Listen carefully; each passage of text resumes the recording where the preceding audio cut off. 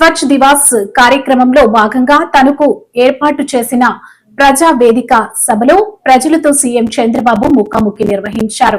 చివరి రక్తపు బొట్టు వరకు ప్రజలకు సేవ చేస్తానని, రాబోయే 22 ఏళ్లలో ఏపీని దేశంలో నెంబర్ 1 గా చేస్తానని సీఎం స్పష్టం చేశారు. విభజన జరిగిన రాష్ట్రాన్ని మనం అగ్రస్థానంలోకి తీసుకుపోయేవాళ్ళం. అందులో కొన్ని తప్పులు నావి ఉన్నాయి. మీరు కూడా ఎక్కడికక్కడ ఓకే వేరే వాళ్ళు వస్తే ఏదో ఉద్ధరిస్తారనుకుంటారు. మళ్ళీ ఇదంతా కూడా చూస్తే వైకుంఠపాళి వారి పైకి ఎక్కడం, కిందన పడడం, మళ్ళా నేను పైకి తీసుకెళ్లడం, ఇది ఒక అలవాటుగా మారిపోయింది. ఈరోజు గుజరాత్ ఉంది, 20 సంవత్సరాలుగా ఒకే ప్రభుత్వం ఉంది. మోడీ గారు సీఎంగా ఉన్నారు. ఆయన కంటే ముందు కూడా గవర్నమెంట్ ఉంది. మళ్ళా ఆయన సీఎం కొనసాగాడు. ఇప్పుడు ఆయన పీఎం అయ్యాడు. ఆ రాష్ట్రంలో బీజేపీ గవర్నమెంటే ఉంది. దానివల్ల లాభం ఏంటని మీరు ఒక్కసారి ఆలోచిస్తే, ఎప్పుడైతే కంటిన్యూగా ఒక ప్రభుత్వం ఉంటే పనులు కూడా స్థిరత్వంగా జరుగుతాయి. దానివల్ల అభివృద్ధి కూడా సుస్థిరంగా ఉంటుంది. ఈ విషయం మనందరం గుర్తుపెట్టుకోవాల్సిన అవసరం ఉంది. నేను ఇక్కడ ఎవరికి సమస్యలు లేవన్నాం, చాలా సమస్యలు ఉన్నాయి.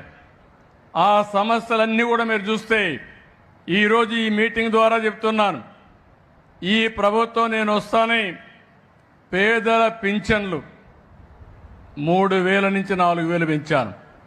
ఆ 3,000 కూడా ఎవరిచ్చారు? 200 నుంచి ఒకేసారి 2,000 రూపాయలు చేసింది నేనే చేశాను.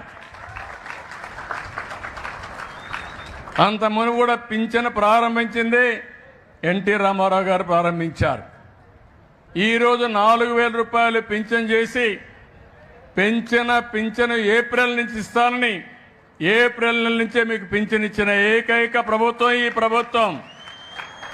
మీకు ఒక్కరికే కాదు, ఇప్పుడే ఇక్కడ దివ్యాంగులు ఉన్నారు. 3,000 నుంచి 6,000 పెంచాను. 500 నుంచి 3,000 చేసింది నేనే చేశాను. ఇప్పుడు 3,000 నుంచి 6,000 చేశాను. ఇప్పుడే ఇంకో పక్క ఎవరైతే కిడ్నీ పేషెంట్లు కానీ ఇలాంటి వాళ్ళు ఉంటే వాళ్ళకి 10,000 ఇచ్చాం. కొంతమంది ఇంట్లో లేయలేక బెడ్కే పరిమితం అయిపోతే అలాంటి వాళ్ళని మానవతా దృక్పథంతో చేయడానికి 15,000 రూపాయలు ఇస్తున్నాం. మాజీ మంత్రి వైఎస్ వివేకానందరెడ్డి దారుణ హత్యకు గురై 6 ఏళ్లైనా ఇంకా న్యాయం దక్కలేదని ఆయన కుమార్తె సునీత ఆవేదన వ్యక్తం చేశారు. వివేక 6వ వర్ధంతి వేళ వైఎస్ఆర్ జిల్లా పులివెందులలో ఆమె నివాళులు అర్పించారు. అనంతరం మీడియాతో మాట్లాడారు. 6 సంవత్సరాలు అయింది నాన్నగారు వైఎస్ వివేకానందరెడ్డి గారు హత్య జరిగి. 6 సంవత్సరాలుగా పోరాడుతున్నాం న్యాయం కోసం. ఈ 6 సంవత్సరాల్లో ఎంత పోరాడినామో అందరూ చూస్తున్నారు. ఈ రోజు చూస్తే పరిస్థితి ఒక్కరు తప్ప వీళ్ళు అందరూ బయట లక్షణంగా బ్రతుకుతున్నారు. అక్యూస్ అందరూ బయట ఉన్నారు. ఇన్వెస్టిగేషన్ ఆగిపోయింది. ట్రయల్ మొదలు పెట్టట్లేదు. న్యాయం వస్తుందా? ఈ దారుణమైన హత్య గురించి ఇంతగా పోరాడుతున్నాము. వైఎస్ వివేకానందరెడ్డి గారికి ఇంత అన్యాయం జరిగితే న్యాయం జరగలేదు, మరి ఇంకొకరికి ఎలా న్యాయం జరుగుతుందని అనుకుంటాము? ఎవరైతే నిందితులు అని చెప్పబడ్డారో వాళ్ళకంటే ఎక్కువ శిక్ష మాకు, మా కుటుంబానికే ఎక్కువ పడుతున్నట్లుగా ఉంది. ఇది న్యాయం అసలు? కానీ ఖచ్చితంగా న్యాయం జరుగుతుందన్న నమ్మకం అయితే ఉంది. సిబిఐ వాళ్ళు మళ్ళీ ఇన్వెస్టిగేషన్ మొదలు పెడతారు అని అనుకుంటున్నాను. ఐఎమ్ హోపింగ్ కోర్టు వాళ్ళకి ఖచ్చితంగా ఇది చేస్తారని ఆశిస్తున్నాను. వాళ్ళని ప్రాధాన్యపడుతున్నాను. నాకు తెలిసి అయితే చాలా లోపాలు జరిగాయి, ఇన్వెస్టిగేషన్ లో జరిగాయి, ప్లస్ ట్రయల్ లో జరుగుతున్నాయి. ట్రయల్ మొదలే పెట్టట్లేదు. Accused know how to manage the system. వాళ్ళకి ఎట్లా సిస్టమ్ ని బైపాస్ చేయాలో, ఎట్లా మేనేజ్ చేయాలో తెలుస్తున్నట్లుంది. కాబట్టి ఇంకా ఎందుకు మనకి ఇట్లా న్యాయం జరగకుండా ఉంది? కానీ పోరాటం అయితే జరుగుతుంది. చూద్దాం, let us see where it goes. Support అయితే ఇస్తాము అని చెప్పారు, కానీ ఎంత మటుకు చేయగలుగుతారు ఇది స్టేట్ గవర్నమెంట్ పరిధిలో లేదు ప్రస్తుతానికి. కానీ విట్నెసెస్ అందరూ ఇక్కడే ఉన్నారు. చనిపోతున్నది పరిస్థితి కూడా చూస్తున్నాము. విట్నెసెస్ అని జాగ్రత్త పరచుకోవాలి, అక్యూస్డ్ జాగ్రత్త పరచుకోవాలి. లేకపోతే జస్టిస్ అనేది ఎట్లా వస్తుంది? ఎవరైతే దీంట్లో విట్నెస్ గా ఉన్నారు, ఎవరైతే దీంట్లో నిందితులుగా ఉన్నారు, అందరి బాధ్యత ఇప్పుడు స్టేట్ గవర్నమెంట్ మీద ఉంది. వీళ్ళందరినీ జాగ్రత్తగా వాళ్ళ హెల్త్ సంగతి చూసుకోవాలి, వాళ్ళ సేఫ్టీ గురించి చూసుకోవాలి. లేకపోతే జస్టిస్ అనేదానికి న్యాయమే లేదు. అదే కాకుండా చాలా మంది విట్నెసెస్ హోస్టైల్ అవుతున్నారు. విట్నెసెస్ మీద ప్రెషర్ పెడుతున్నారు, మీ స్టేట్మెంట్స్ వెనక్కి తీసుకోండి అని. అట్లాంటివి కూడా జరగకూడదు. ఇప్పటికి చాలా ఇన్సిడెంట్స్ జరిగినాయి, సస్పిషియస్ డెత్స్ ఉన్నాయి. అవన్నీ కూడా ఆగాలి. అవి ఎందుకైతున్నాయి, అబ్స్ట్రక్షన్, జస్టిస్ ప్రాసెస్ లో ఈ అబ్స్ట్రక్షన్ అనేది జరగకూడదు. ఆ ప్రికాషన్స్ తీసుకునేదానికి we have to get support from the state government. స్వార్థం అనేది లేకుండా రాజకీయాలు చేసే వ్యక్తి పవన్ అని అనకాపల్లి ఎమ్మెల్యే కొనతాల రామకృష్ణారావు అన్నారు. రాజకీయం లేకుండా సినిమాలో ఉండి ఉంటే ఎన్ని కోట్లు సంపాదించేవారో, కానీ ప్రజల కోసం పవన్ రాజకీయాల్లోకి కొనసాగారు. జై జనసేన, పవన్ కళ్యాణ్ గారి నాయకత్వం, పవన్ కళ్యాణ్ గారి నాయకత్వం. ఈరోజు ఎంతో శుభదినం. 12వ ఆవిర్భావ సమావేశంలో భగవంతుడు కూడా మనకి హోలీ పండుగనిచ్చాడు. హోలీని ఎంత వైభవంగా ఆనందంగా చేసుకుంటామో మన 12వ ఆవిర్భావ దినోత్సవం కూడా ఆ విధంగా జరుపుకోమని భగవంతుడు ఈ రెండింటిని ఒకటే రోజు తీసుకురావడం అన్నది చాలా గొప్ప సందర్భం. ఈరోజు నాగబాబు గారు ఇప్పుడే మాట్లాడినప్పుడు చెప్పారు, ఈయన తల్లికి కష్టం లేకుండా పుట్టాడు మా తమ్ముడు అని చెప్పారు. అంటే అటువంటి పుట్టిక ఎవరికి వస్తుంది అంటే కారణ జన్ములకు వస్తుంది. కారణ జన్ముడు ఎవరంటే మన ప్రీతమ జననేత పవన్ కళ్యాణ్ గారు. మనం 2వ స్వతంత్ర పోరాటం చూసాం మొన్న ఎన్నికల్లో. అందులో ఒంటి చేతితో ఈ కురుక్షేత్ర మహాసంగ్రామాన్ని నడిపించినటువంటి నాయకుడు ఎవరైనా ఉన్నారంటే అది పవన్ కళ్యాణ్ గారు మాత్రమే అని చెప్పక తప్పదు. ఈరోజు కూటమి లేకపోతే అధికారం లేదు. కూటమి రావాలి, కూటమి ఏర్పడాలి, ఈ రాష్ట్రాన్ని ముందుకు తీసుకెళ్ళాలి, ఈ స్వర్ణాంధ్రగా మార్పు చేయాలి అనే ఉద్దేశంతో బీజేపీ, తెలుగుదేశం, జనసేన 3 కూడా కలిపినటువంటి మహనీయుడు. ఈరోజు కూటమి లేకపోతే మనం ఊహించుకోగలమా చెప్పండి? ఈరోజు కేంద్రంలో ప్రభుత్వం ఏర్పడడానికి, రాష్ట్రంలో ప్రభుత్వం ఏర్పడడానికి, ఈ రాష్ట్రానికి సంపద సృష్టించి విభజన వల్ల ఎంత నష్టపోయామో ఈరోజు అధికారంలోకి వచ్చాక ఆ నష్టాన్ని పూడ్చే కార్యక్రమం, సంపద సృష్టించేటువంటి నాయకత్వం ఈరోజు మన దగ్గర ఉంది. మొన్ననే ప్రధాని గారు చెప్పారు, మేరే సాత్ పవన్ హై అన్నారు. పవన్ నా చెంత ఉంటారని చెప్పారు వాళ్ళు, నా చెంత పవన్ ఉన్నారని. ఈ ఆంధ్ర రాష్ట్ర ప్రజలంతా ఈ పవన్ చెంత ఉన్నారనేసి మరొకసారి తెలియపరుస్తూ, ఈ సమకాల రాజకీయాల్లో స్వార్థం లేకుండా రాజకీయాలు చేసే వ్యక్తుల్ని ఈ మధ్యకాలంలో ఎక్కడా చూడటం లేదు. నేను మొదట ఎంతవరకు వెళ్తుందని అందరూ అనుమానాలు ఉంటే మాకు కూడా అనుమానం ఉండేది. కానీ ఆ అనుమానాలన్నీ పటాపంచలు చేసి ఈయన పట్టుదలతో నిస్వార్థంగా నిజంగా ఈ 11 సంవత్సరాలు ఆయన రాజకీయం లేకుండా సినిమాల్లో ఉండుంటే ఈ విశాఖ గాజువాక రాష్ట్ర ప్రభుత్వం అధికారంలోకి వచ్చిన తర్వాత ప్లాంట్ ను కాపాడుతానని ప్రకటించారు. బివి రాఘవులు కుర్మన్నపాలెం దీక్ష శిబిరానికి వచ్చిన బివి రాఘవులు రాష్ట్ర ప్రభుత్వం అధికారంలోకి వచ్చిన తర్వాత ప్లాంట్ను కాపాడుతామని ప్రకటించారు బివి రాఘవులు. కూర్మనపాలెం దీక్ష శిబిరానికి వచ్చిన బివి రాఘవులు స్టీల్ ప్లాంట్ కార్మికులకు అన్యాయం చేశారు. వీఆర్ఎస్ పేరుతో కార్మికులను బయటకు పంపిస్తున్న ప్రభుత్వం కాంట్రాక్ట్ కార్మికులను తీసేస్తున్నారు. పోరాటాలతో సాధించుకున్న స్టీల్ ప్లాంట్ను అమ్మేసి ప్రైవేట్ స్టీల్ ప్లాంట్కు అనుమతిస్తున్నారు. ప్యాకేజీ వలన స్టీల్ ప్లాంట్ అభివృద్ధి జరగదు.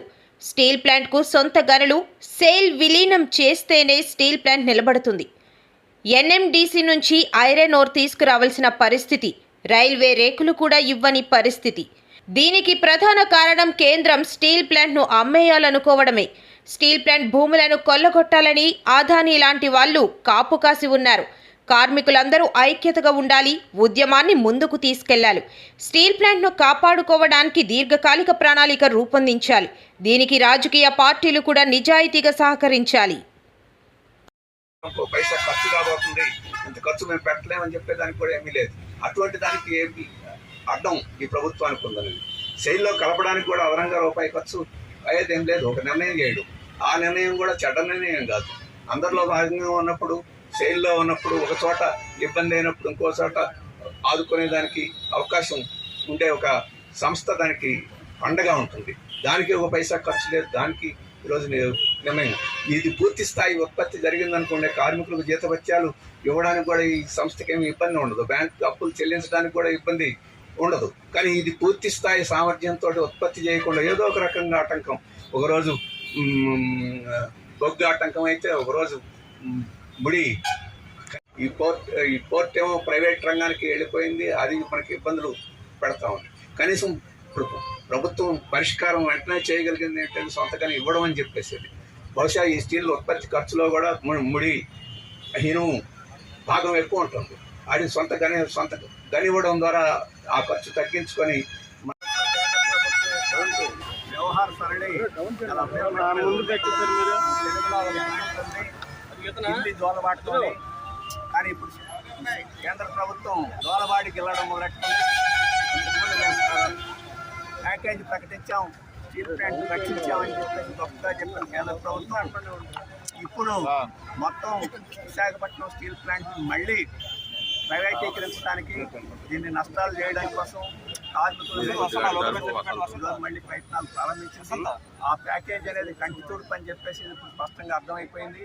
ఆ ప్యాకేజ్ కార్మికుల కోసం కాదు, ప్లాంట్ కోసం కాదు, బ్యాంకులు అప్పులు తెచ్చుకోవడం కోసం కానీ అని చెప్పేసి స్పష్టం అయిపోయింది.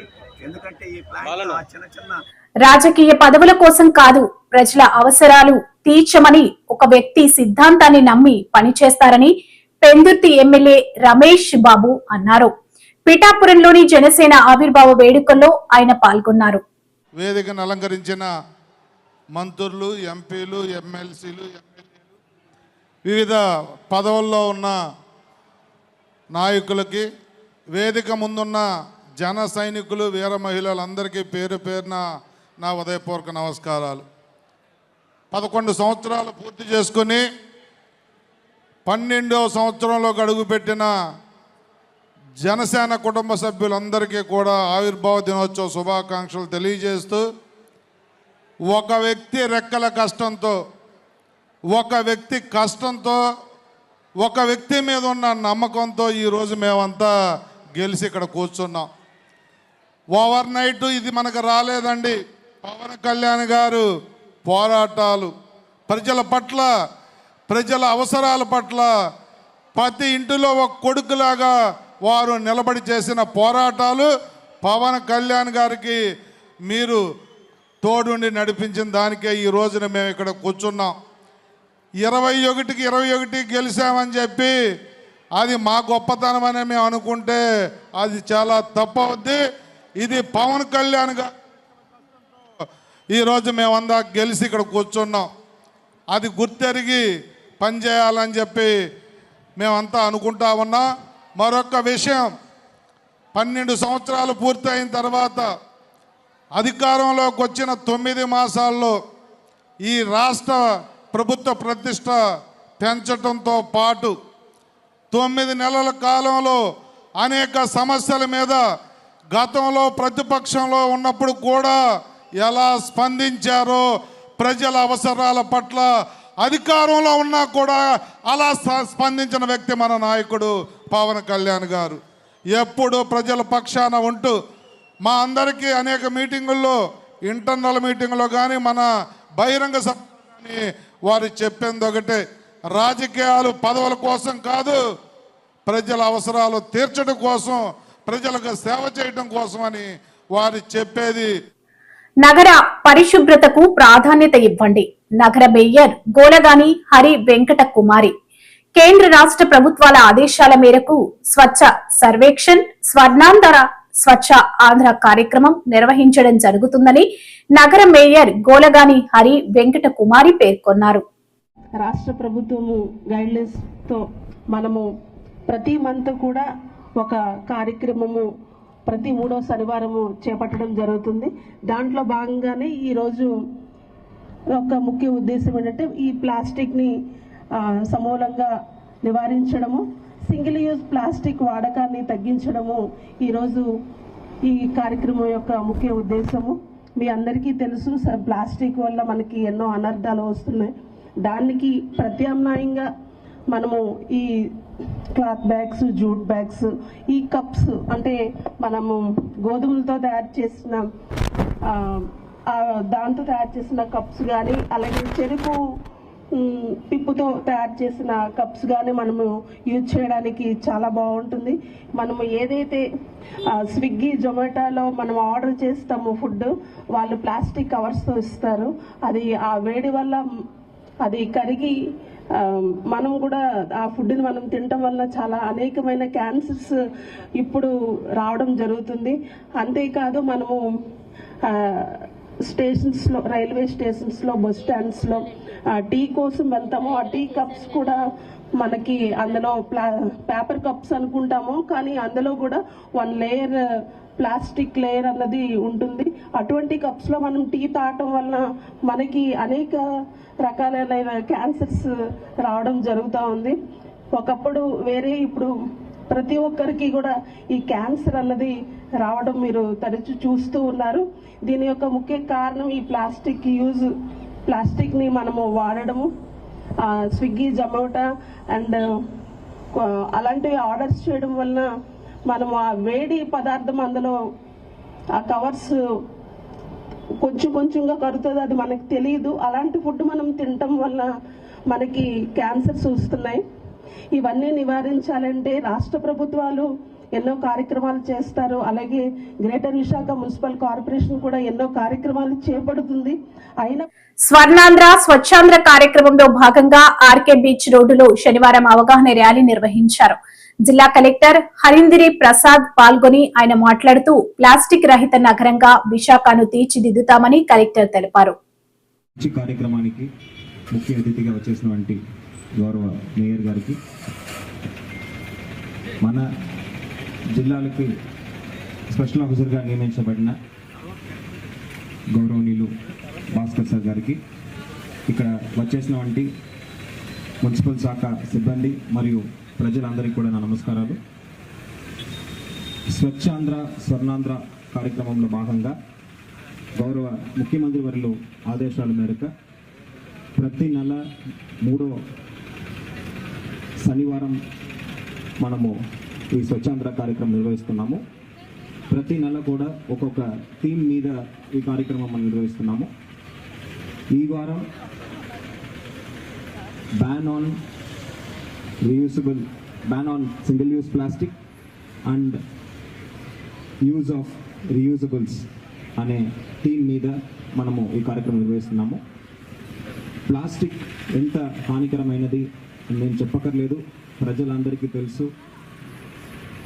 మన సరౌండింగ్స్ కానీ మన హెల్త్ కానీ చాలా ఇబ్బంది కలిగించే పెద్ద సమస్య ప్లాస్టిక్. ఈ ప్లాస్టిక్ నిషేధం అనేది ప్రతి ఒక్కరు కూడా పాటించాలి. రాష్ట్ర కేంద్ర ప్రభుత్వాలు తీసుకుంటున్న చర్యలకు సహకరించాలని సందర్భంగా కోరుతున్నాను.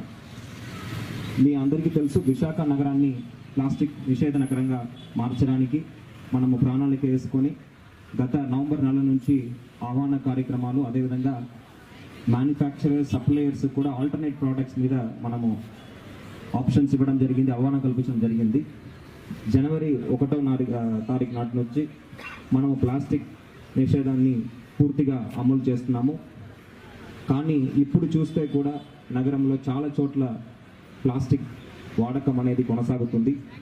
దాన్ని పూర్తిగా అడగట్టాలంటే మీరందరూ కూడా దాంట్లో భాగస్వామ్యం అవ్వాలి, ఆ నిషేధంలో భాగస్వామ్యం అవ్వాలి.